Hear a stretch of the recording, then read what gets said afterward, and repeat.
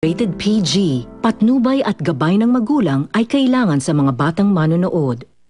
Heto na ang kwento ng walang hanggang pagmamahalan sa ikaw lang ang mamahalin. Hatid ng Sunsilk with Nano Complex, New Ariel Stain Lift with Deep Clean Technology, at Nescafe Classic.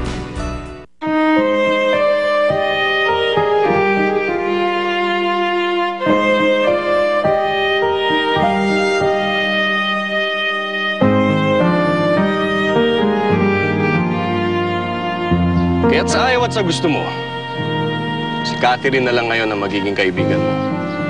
Kaya't pag-aralan mo nang makasundo si Catherine. Walang problema sa'yo. Iniisip mo lang yung sarili mo. So, pati ikaw kumakampi na kay Catherine. Gusto mong tindihin ka ng mga tao, matuto ka magpahalaga sa damdamin nila. Gusto ko sana magkasundo kayo ni Mylene. Kung papayag kayong mag-ina, meron sana ako ipapakiusap sa inyo. Wala na ba talaga importante sa inyo kundi si Catherine na lang? Alam mo, anak, it's about time na matuto kang makitungo sa ibang tao. Sabi pa nga niya, pwede raw kami magturing ang magkapatid. Naku, imposible naman yata ang gawin ni Mylene sa'yo yun. Just make her life a living hell. Pahirapan mo. And soon enough, siya na mismo, yung Catherine na yan, ang magsasabi sa daddy mo na ayaw ka na niyang makasama. O yan, Mylene. Hindi ka na malulungkot, ha? May kasama ka na ngayon dito sa kwarto mo. Sanay naman po ako matulog mag-isa eh. Ako ba naman, Mylene? Siyempre, mas maganda pa rin yung meron kang nakakausap dito. Parang kami ng tita Amara ninyo noon. Pag meron akong kaaway, siya yung kumakalaban. Katapos pag may problema ako, nakikinig siya.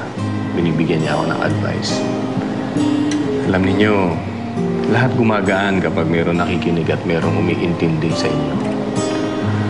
Kaya hanggat maaari sana, tratuhin yung isa't isa ng mabuti at parang mga tunay na magkapatid.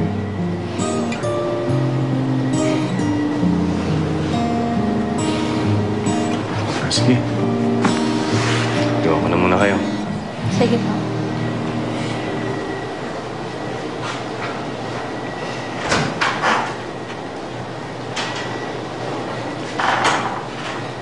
O ano? Masaya ka na. Nauto mo na naman yung daddy ko.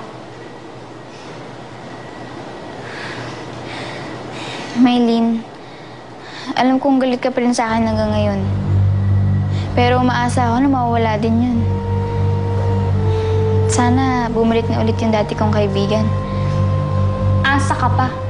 Alam mo naman kung ano ka dito, di ba? Katulong ka lang. At alam mo naman din siguro na ang mga katulong hindi natutulog sa kama ng amo nila, di ba? Hindi ko hahayaang maging komportable ka dito sa malambot na kama na to, no? Kaya diyan ka sa labag matulog.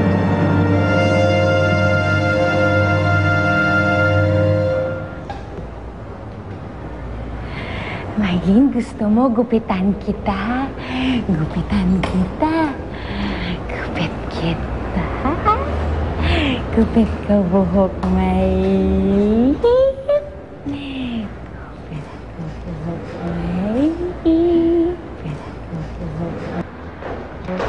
Naku!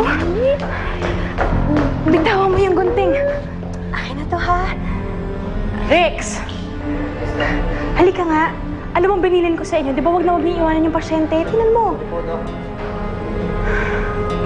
Ganda-ganda, Mylene. Gupit ko buhok, Mylene. Ano yung sinabi ko sa'yo last session? Di ba hindi si Mylene yan? Manika lang yan, oh. Mylene to. Anak ko to, Manika lang yan. Isang laruan. Alam mo, balang araw, mahahanap din natin yung totoong Mylene. Tutulungan kita. Hanapin mo, anak ko.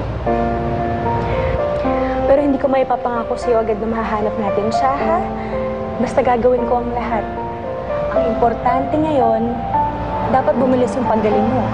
Dahil kapag magaling ka na, magdadala mo kung nasan siya. Makipag-cooperate ka lang sa akin para mahanap na natin yung anak mo. Okay ba yun? Ako, Doktora.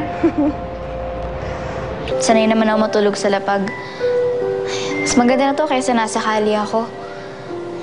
Basta, kahit anong mangyari, hindi pa rin ako susuko, Maylin. Catherine, huwag ka nang magpaka-plastic. Alam ko naman na gusto mo lang agawin sa akin yung daddy ko eh. Hindi mo magagawa yun, no? Hindi ko naman planong gawin yun eh. Gusto ko lang talaga na magkabati na tayo ulit. Nakakamiss din kasi yung pinagsamahan natin eh. Mapapagod ka lang sa wala. Hindi naman babalik yun, no? Lalo pa ngayon, mayaman na ako at katulong na lang kita. Hindi ko hahayaang mahawahan mo ako ng mabaho mong amoy, no? Ka na nga yan. Yan ang lapang. Diyan ka matulog.